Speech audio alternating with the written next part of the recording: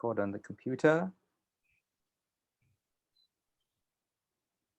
And I will share screen. Oh, screen's already being shared. Okay. No, it's not yet. I didn't Not see yet, your huh? screen yet. Sorry. Okay.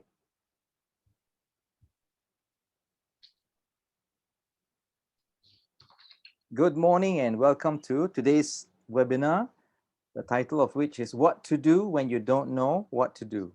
What to do when you don't know what to do. Now, what comes to your mind?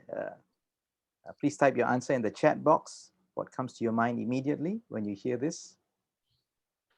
And I see there you have some answers already down. How to deal with uncertainty, no idea. Yes, how to deal with uncertainty. No idea, actually, yes. It's quite a general, sounds very big. So let's narrow it down a little bit, okay? Now,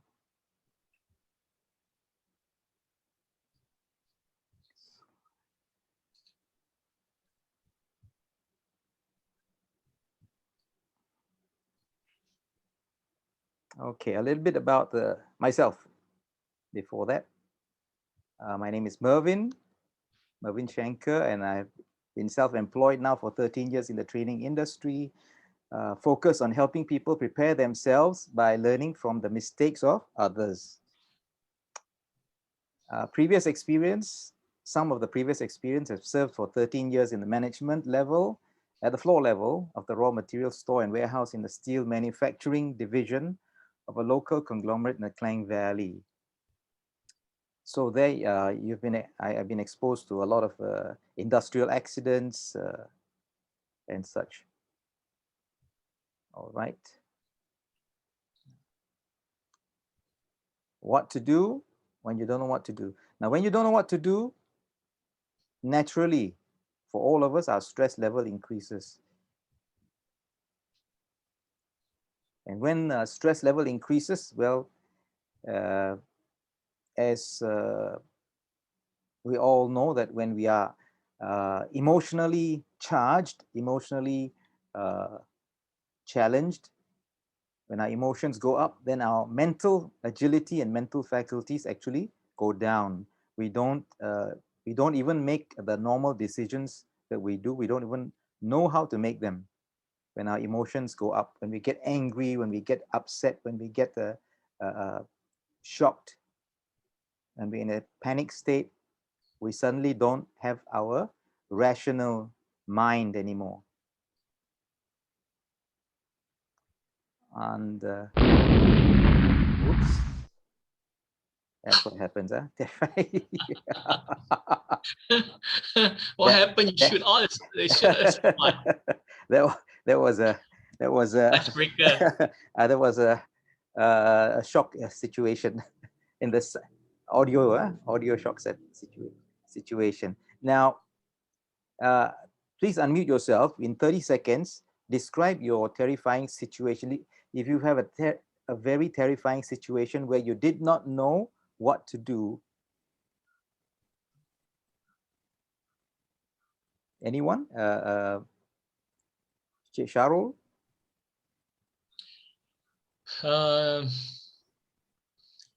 Nothing really come into mind. Wow. Because, yeah. Or in your lifetime?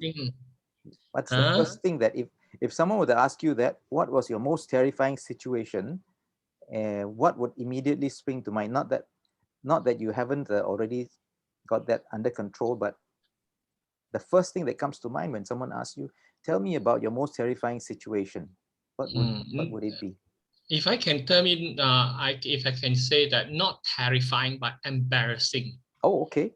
Okay. Yeah, because you know, when you're walking on the street, right? Right. And this time that this lady walking, we're walking toward each other, right. And she started to smile and take her hand like that.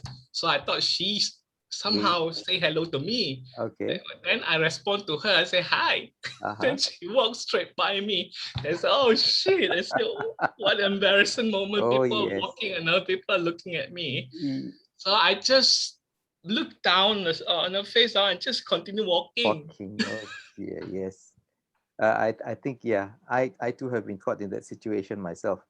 Uh, how about Azmi?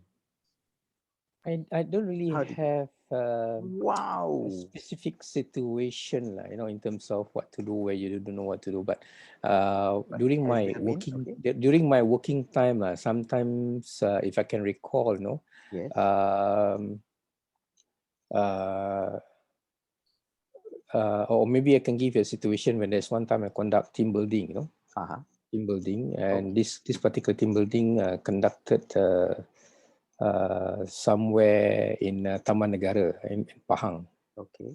In Pahang. But then some one particular incident is unexpected incident happened, whereby during that time, if I'm not mistaken, Japan has been hit by tsunami, and then in our place, it is not a monsoon season, but suddenly hujan lebat, during that past 2 days, and air naik, and then kata alamak, what to do, because everything dah been planned, and kita ni jauh daripada tempat lain, okay, so during that time, what I did is that I just call my team. We spend a few minutes, trash out or brainstorm what will be the possibilities, what will be the case, worst case scenario, and finally we make what we call it a wise decision lah. We managed to convince the so-called the client, and we immediately malam tu juga we move out from Taman Negara. And luckily bila we move out, the next day we heard that totally flooded, tak Cannot. boleh No buat access. aktiviti. Wow. Tapi to learn the lessons that sometimes you just matter have need to take a deep breath, and then relax, and then that helps you to think wisely Think lah. clearer. I know Yes. sometimes it's quite difficult. That's one particular scenario that I can share in terms of what you mentioned just now. Great. Great. Thank you. Thank you. And how about Albina? Well, as you, I always share that I love challenging and enjoying go to the jungle, Right. trekking, all this. Uh-huh. So of course, yeah, I've been few times of terrifying situation, but because I was trained to handle this situation, so I just able to switch myself from that panic moment. Right. So then, as I said, I'm being trained to handle this panic situation. So Wow. yeah, so far so good. So I don't think it's like other things is I don't feel that I don't know how to handle. So far Okay. so good. Okay. Wow, that's good. That's Okay, back to you. interesting. Yeah. Thank you. Thank you. Thank you, Albina. Maybe later you can share maybe one of your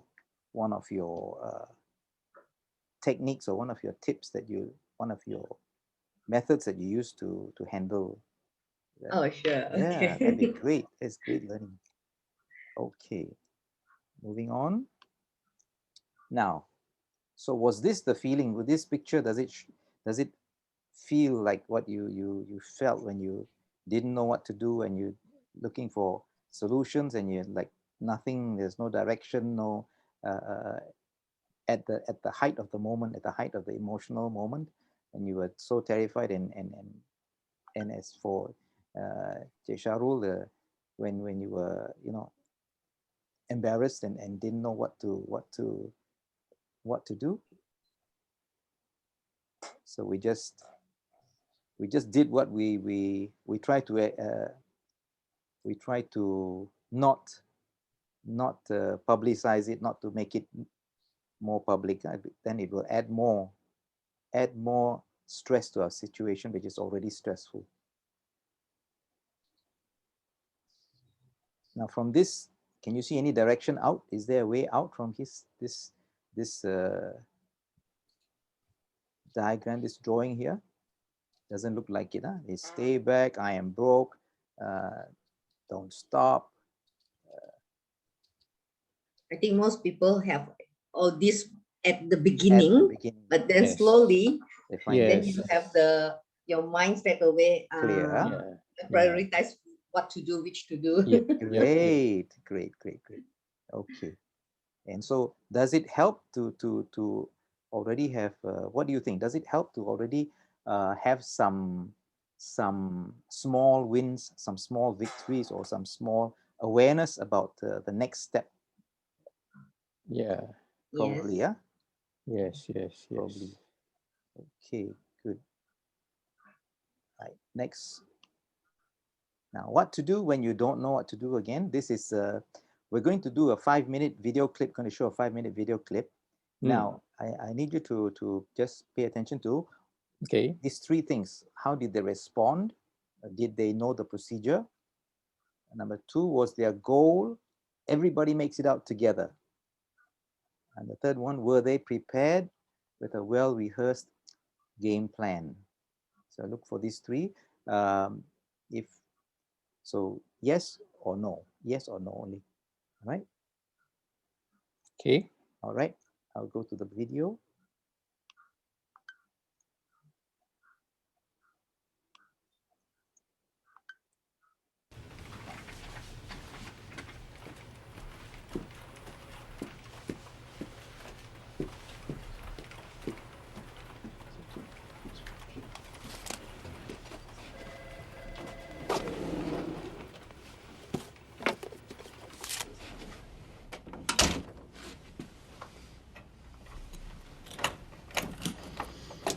Last week I gave a fire safety talk, and nobody paid any attention.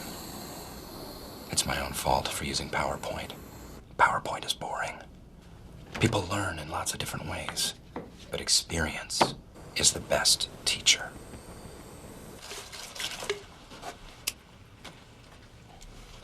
Today, smoking is gonna save lives.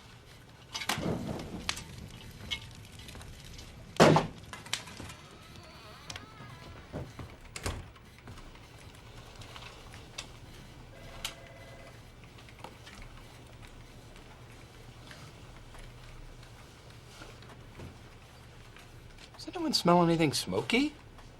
Did you bring your jerky in again?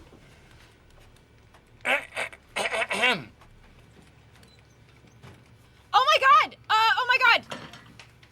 Fire! Oh, fire! Oh my goodness! What's the procedure? What do we do, The people? phones are dead. Oh, how did that happen? It's out in the hall. No, we don't know that. The smoke could be coming through an air duct. Oh my God! Okay, it's happening. Everybody stay calm. What's the Everybody procedure, stay calm. everyone? What's the procedure? Stay calm! Wait. Everybody calm down! No, Michael, no! Touch the handle. If it's hot, there could be a fire in the hallway.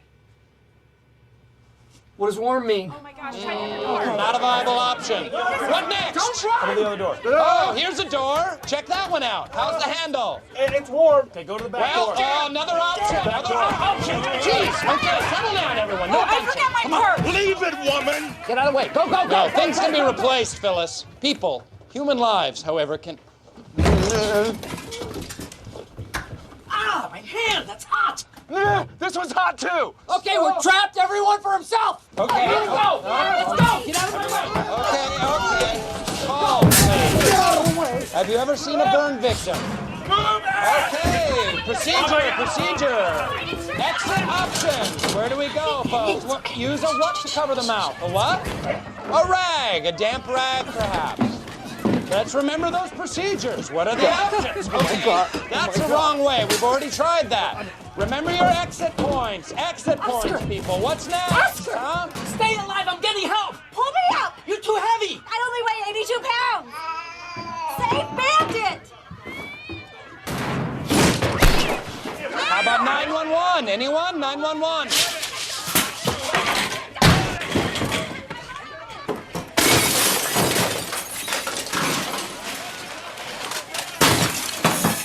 What do we do?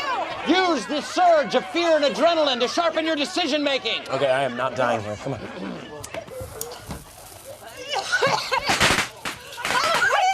is that? The fire's shooting at us. What in the name of God is going on? You're trying to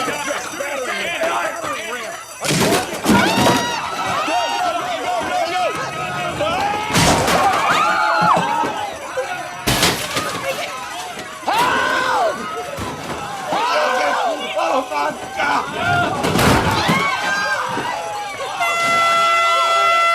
Attention! Employees of Dunder Mifflin! This has been a test of our emergency preparedness. There is no fire. It was only a simulation. What? Fire, not real. This was merely a training exercise. So, what have we learned? Oh, come on. It's not real, my God. Stanley. Don't have a heart attack. No. You will not die. Stanley! Stanley, you will not die! Stanley! Stanley! Barack is president! You are black, Stanley! I'm gonna give him mouth to mouth. No. Don't give him mouth to mouth for this. You're gonna swallow his tongue. Open your mouth. Michael. Don't swallow it! I'm fine. Leave me alone. Save it.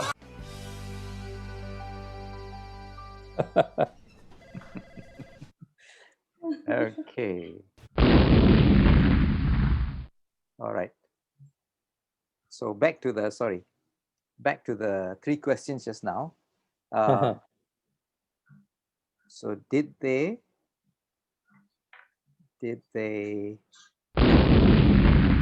sorry, okay. How did they respond? Did they know the procedure?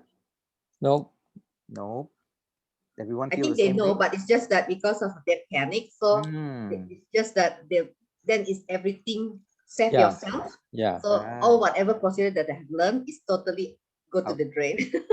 Go to the drain. You're right. You're right. In a panic situation, everything that we thought we know, we totally forgot. Yes. Oh.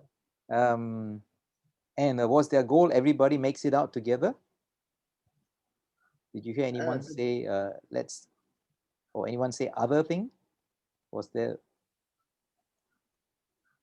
The goals, yes, everybody wants to go out, but it seems that they're not aligned together of, the first all thing first together. what to do. Yes. Yeah, so no collaborations, there's no cooperations. Okay. Everybody wants to save themselves. So Themselves. yeah, so everybody become selfless. No leader at all. No leader at all. No leader at all. By right, What- somebody should be immediately to be a leader to take charge Right. everything so that everybody can control. Everybody can hear only one direction. One voice. One voice rather than hearing every particular Everything. voice. Yeah. Okay, good. Very good. Now, did anyone remember that in the video there was this there was seemed to be one leader, right?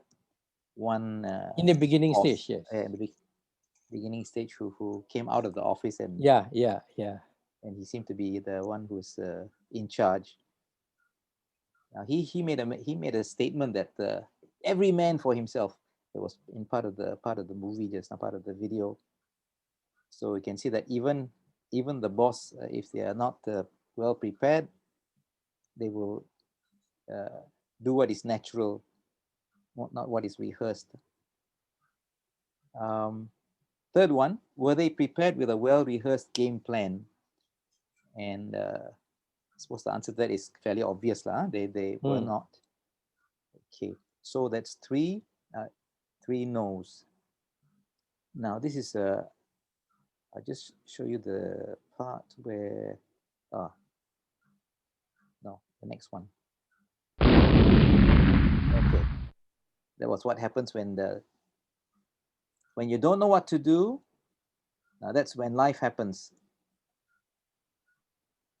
Have you heard the term when life happens? That's when they call it that. I think the American slang, they say when the shit hits the fan. So I mean, visually, if you see if shit hits the fan, what happens? Anything hits the fan, it gets hit. It gets thrown around everywhere, and so everyone just runs for cover, runs to save themselves. And this brings us to there are 10 most stressful life events that statistically, and I'm just going to pick about 5 to 6 of these 10 life events. I want to show that how we actually are experiencing it, how we face it, and what we usually do in those situations. Okay, the first one is the death of a loved one, unexpected or otherwise. So, now, in the death of a loved one, in my case, just recently I had a neighbor who had a death of her husband. This lady is already quite elderly, and her husband passed away. And they actually had a son, one son, only one child, and that son passed away, I think maybe more than 10 years ago. So that left only the husband and the father and the mother surviving. So then, just about 2 weeks ago, the husband passed away also, and so that left the wife very much alone, very much not knowing what to do. And her nearest relative was her sister, who lives in Cheras, which is quite a distance away from here in PJ near Kelana Jaya. So then, when we went to my wife and I went to see them at the wake, at the funeral. So then, and we offered our condolences, and we said, if there's any help you need, you just call us, because we got introduced to the sister also and the brother-in-law who live in Cheras. And so then, okay, we know that we are the nearest, we are neighbors, we are 2 houses away. So we thought, okay, let's be of some help to this person, to this friend that we've known, this neighbor that we've known for a while. And so, like, she was this what happened was, the first time, and she called me and she said, I'm having trouble uh, uh, turning the car. The car seems to be, that's the husband, because the husband was used to drive the car all the time, and she didn't drive anymore because she's got a physical disability, so she can move around but very slowly, very carefully. So the husband drives.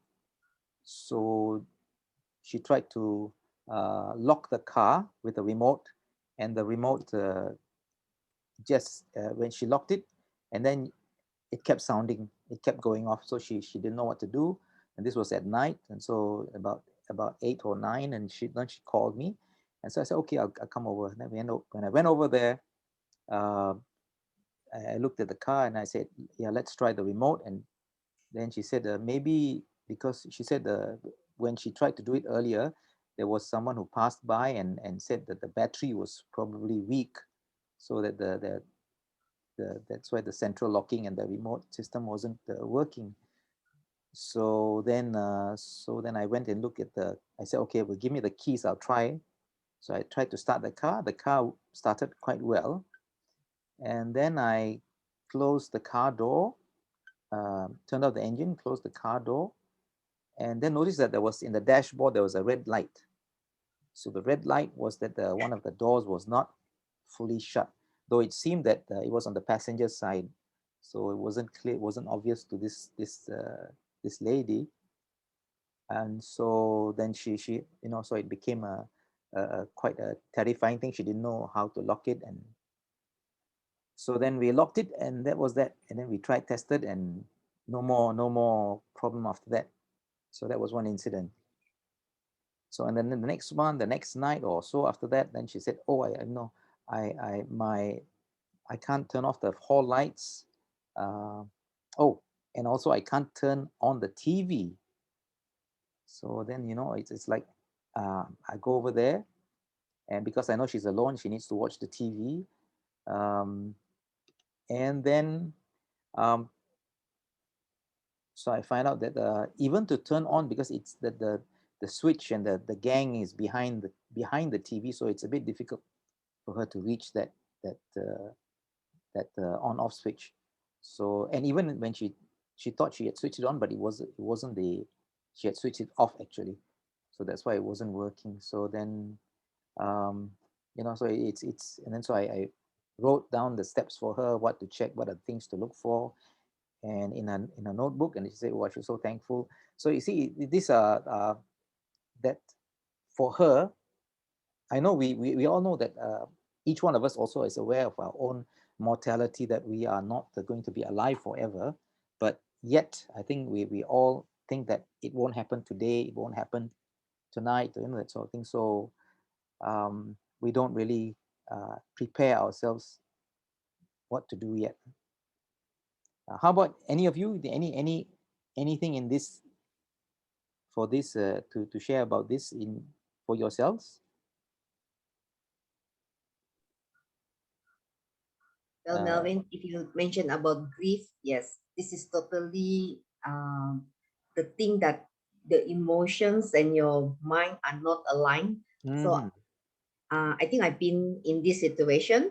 This when my grandmother passed away. So yeah, I think it takes time for me to recover, but it's still I have that denial of you know that she's really gone.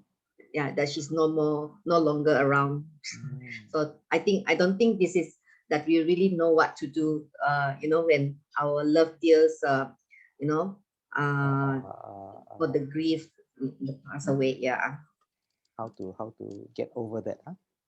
Yes, correct. Wow. And how did you eventually do that? Did you have a As I said that I totally didn't know what to do. So luckily that my like my aunts, my uncles around. So so mostly they're the one handling that? arrange for the everything. Yeah, because but because we have like our own cultures have these the rituals what to do for the for the funeral. Yeah, it's just that like we totally not prepare for that. Right. You Yeah. are right. Thank you, Abina. Yeah, you are right. Even I remember when my own father passed away in 2014. Actually, I also didn't know what to do. Yeah, you're right. That moment in time, you're totally unprepared. Huh? Yeah, thank you for this awareness, because of, as I said, that I think I was trained for the panic situation. I mean, emergency. Right. But for like funeral and death, yeah, we totally You don't didn't. consider it as an emergency, yeah? In that. Correct. True. Thank you, Abina. Yeah, you are right. We don't think of this as an emergency. We think of it as a Correct. natural Yeah. part of life, but without preparing for it. Okay. Next one. Next thing is starting a new job, and especially without being mentored. Now, I can also take this to another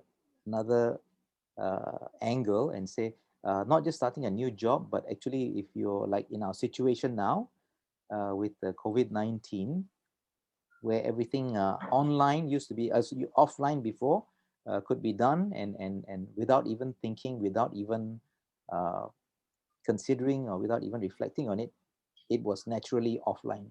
But and especially for trainings which are uh, mixture of indoor and outdoor, and mixture of, and it's gathering, people gathering together. Now it's taken totally offline. So what do you do? Huh? So that's also I'm sure was a stressful situation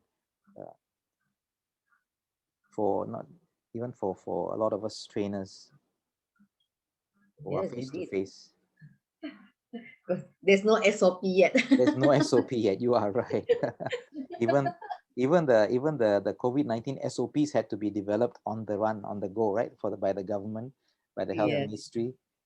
Even at first, nobody knew what to do, and even the government and even the authorities themselves were also not sure, and so it kept changing, and the people were also getting more and more confused and in fact, stressed. we are not so sure in terms of when we talk about online, how does it looks like? During that time, what we only have, we only thinking about Skype. We doesn't know about the Zoom, Right. Google Meet, whatever it is. And then when you talk about online, we thought everything should be recorded and we throw it back to the client. But now we realize, okay, now we realize that no, especially when we participate with the VLC, you know, it's not that difficult. It's not difficult.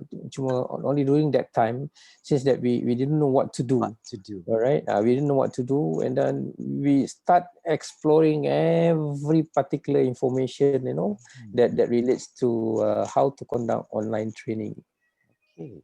Right. Good. And so that was helpful. That really helped, right? Yeah, that's really helped. That's really helped. You know, I explore Udemy, I explore a lot of things, but end up I said, wow, it's quite difficult, you know, whereby thinking of buying some equipment to create a small studio in the house or something like that. Tapi the moment you start having Zoom, you start watch other people conduct Zoom, it is not that difficult. It's just matter of Oh, I think his line. Oh, okay. So, internet line. Yeah, true. I think we have to learn along the way. along the way, yeah. Okay. Okay. Okay. All right. I'll move on then to point number 3. It's good. It's good sharing, Jasmine. In case he comes in, can you just help to let him in, Albina? Thank you. Okay. And then this is also number 3, workplace stressors, and that's quite a common one which we all share at the current workplace. But because we've grown used to doing what we do, so it's become almost second nature, almost muscle memory. I think that's Azmi trying to get in, I think. And so it's become like muscle memory. So we really know how to get over it, and by through experience, years of experience. Yes. Okay. And the third, this is some financial problems, stress, life situations or life events which are stressful, financial problems, especially if you're having dependents. Now this is and especially, and not only that, if you're having dependents, but because of the current social situation or social climate does not allow the or limits the physical movement or physical face-to-face contact with other people, so that also limits the restricts the people from carrying out their jobs, and so income is affected, and so that's another added stress to having having to put food on the table. And the next one, now this is it could be a natural disaster, could be a typhoon or cyclone or hurricane or maybe a flood situation, or house, or maybe a burn, some that caught fire. So these are we see these are people who are standing around what used to be a house or building structure, and lots of debris and lots of things. So this is another stressful situation, because if you're in the, have you all experienced this before? I mean, anyone with this, whether Albina or Azmi or Sharul? Oh, I think we are blessed that in Malaysia we don't have the extreme weather, so extreme natural disasters, huh? yeah. But Yes. however, in this situation, for sure, everybody will be stressful because of it might be loss of lives. Yes, you are right. So and then of course the belongings. So yeah, I think this is the stress will be more than 100%. Yeah, yes, absolutely. Thank you, Albina. And this one is retirement, and I think that's for a lot of us. If you're facing retirement looming in the near future, or you don't have a financial safety net, that is, I think that will be terrifying also to face, because if if your income or your revenue is affected, then how do you, even at this point in time, then how do you, the uncertainty and the fear will just pull you down. Now how do we bridge the gap? Now we have life's stressful, and these are repeated lessons. These are like natural disasters. These are like death of a loved one. These are like fires. These are like job situation stresses, change in the environmental situation. So how do we translate? How do we make that transition from the stressful situation to finding your hope within that turmoil? Now, I like to propose that life's lessons keep repeating, so there is a certain predictability in the situations, in the feelings, in the experiences of people, and what can we do about this? So preparing ourselves, finding your hope. So what I'm going to the next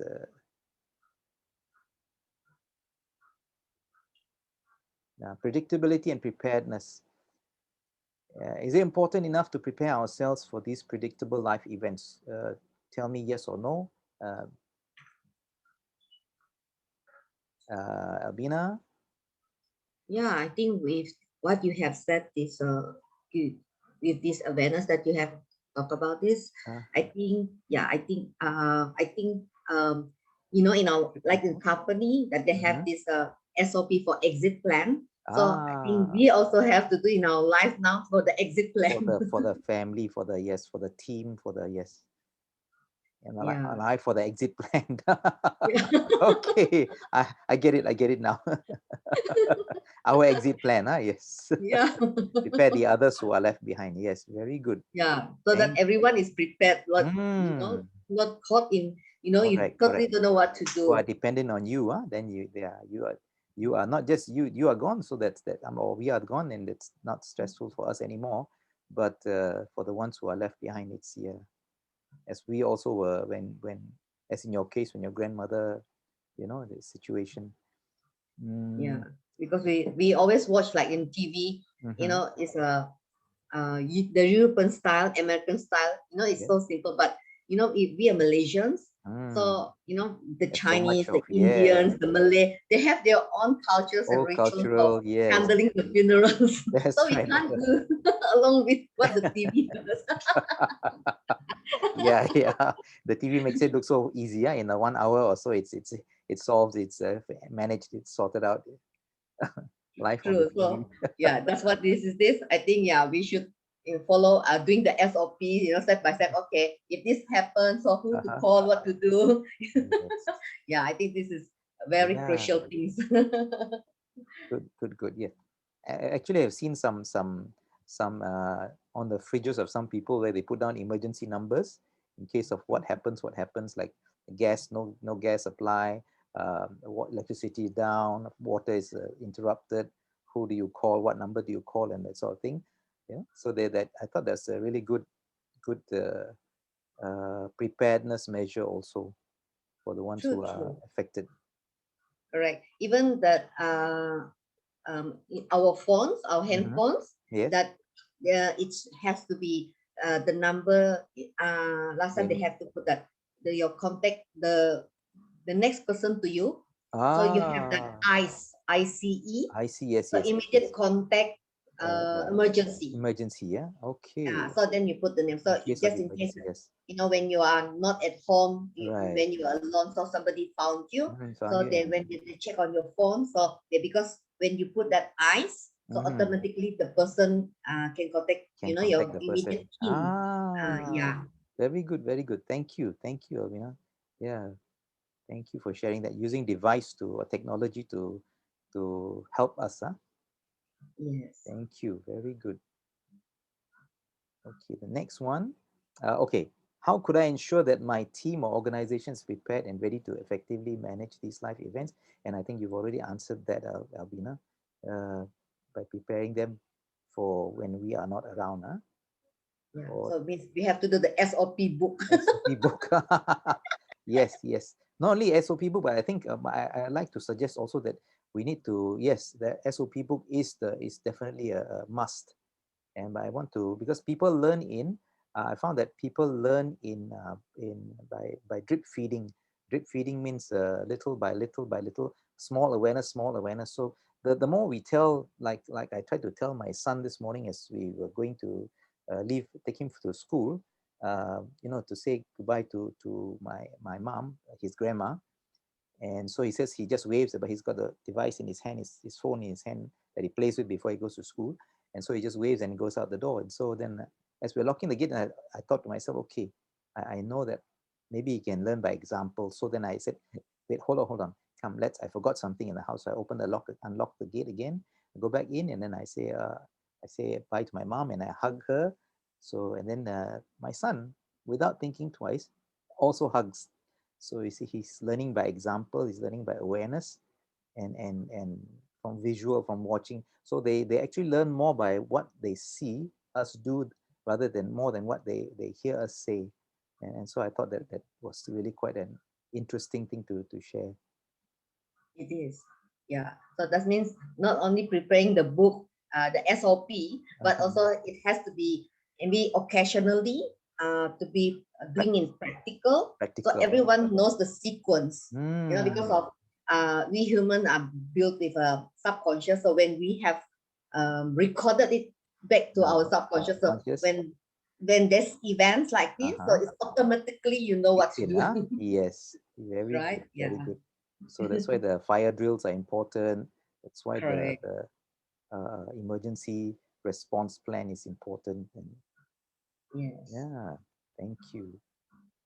All right, now I'm going to do this is the suggestion was when people see this about a fire situation, again another fire situation, but when they see this, they themselves will make the decision. They'll make the right decision, the right choice, and they will know what to do in future from what they used to do.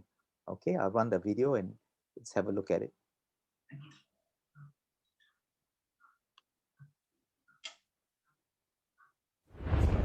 Oh my God, that is insane. In the event of a fire, who here thinks that you're safer sleeping with the doors open?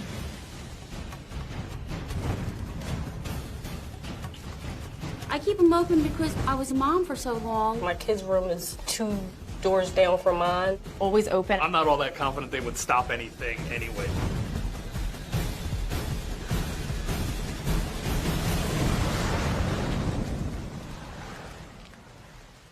Harold, hey. Ben. Ben, nice to meet you. Harold, have a seat. Okay. Hi, nice to meet you guys. Hello. I'm right here. Chris, how are you? Great.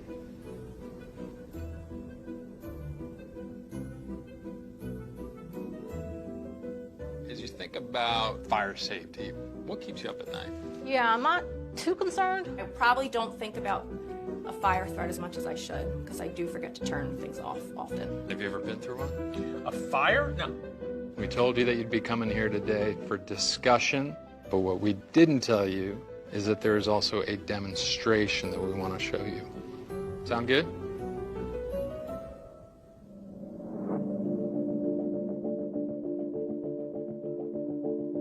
I want to introduce you to Steve, the director of the UL Firefighter Safety Research Institute. I'll let Steve take it away. Welcome. My job is to lead a team of people that study how fire grows and spreads so we can keep you safe. Here at the Delaware County Emergency Services Training Center, we essentially turn this place into a laboratory. We've got several structures around here that we build to simulate where you live.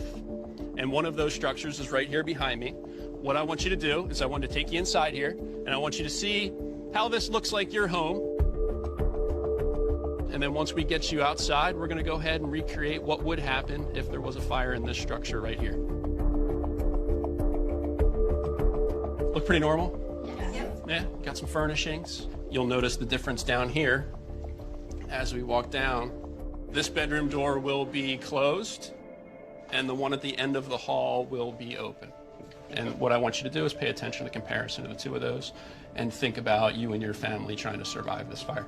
All right, we just hit the button. We have ignition.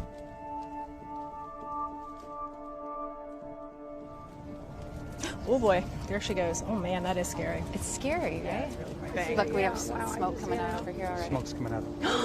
What a lot of people don't realize is that the furnishings that are in our homes today are made of synthetic materials. So they burn so much faster than your old natural cotton-filled furnishings used to be. The statistics that we've seen through our research is in about 40 years ago, you had about 17 minutes to get out of your house after the smoke alarm sounded. Now you have less than 3 minutes. Holy crap. See, this is the things that we were...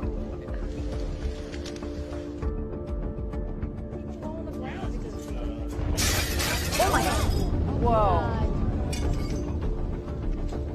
Can you feel that? How can you survive that? Seriously, that is insane. All right, go ahead, knock it down.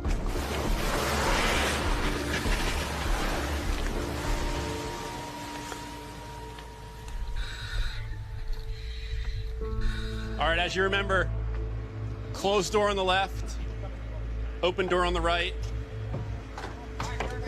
And you can see the dramatic difference between the two with the simple closed door. Impressive.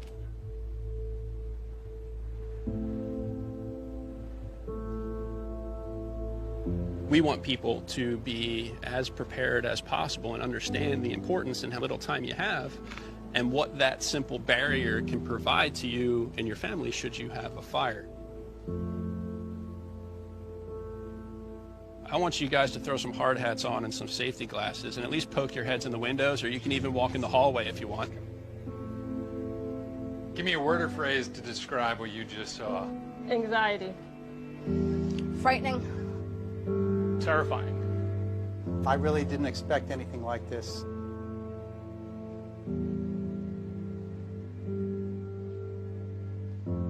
I'll ask you one last time. In the event of a fire, are you safer sleeping with the doors open or the doors closed? Without a doubt, the door closed. Definitely with the doors closed, and from now on, the doors will be shut at night. Definitely closed. Closed. Definitely closed.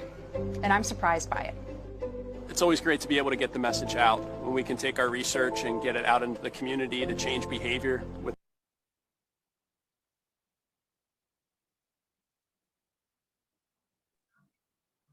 I got goosebumps. Sorry. Yeah. Did you know this? Yeah, basically, yes. Oh, great, great. Yes, not everyone. I also didn't know before watching that. I mean, before coming onto the video, I never knew that just a closed door. I thought you have to be fire door and you have to be that sort of thing, but just a closed door, I suppose, because of the draft. Is it the draft? Just Correct. And then it's one thing also, as I told you that I was trained for emergency. Yeah, right. Yeah, in your room, you must have at least a glass of water. So just in case this happen, that you have, because you can use your bed sheets or your towels. Soak it. You know, yeah, you can work, and then you put under the door so that the smoke won't able to come in. Okay. The gaps in the door. Eh? Yes, so that you will survive in that situation. The smoke.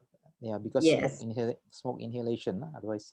Yes, because it's not the smokes because if it depends on what kind of house. So if a wooden house is much worse because of the toxicity from the fire. I see. The smoke. So it will when you inhale, so you within less than 3 minutes you're able to pass out just because of the smoke. Okay. Wow. Thank you. I think we have to do another session with you for all your. This is amazing. But yeah. Thank you, Albina. And so this is the conclusion for this is the event that life event is predictable. It means that we have the opportunity to prepare ourselves to manage it effectively, and planned training and exposure programs help to increase the safety and well-being of our staff and their families, and also to reduce the lost man hours or loss of lives, which in effect help bring down employment costs for a company and organization. So that's the takeaway that we want to propose. So this is, thank you for sharing your precious hour with me.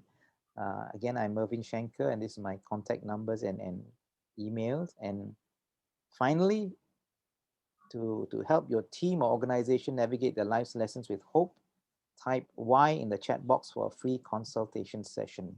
Please type it now. Thank you. Thank you. Thank you. And thank you. And can I off the record now? Yes, you can. Thank you so much. Okay, done. Okay.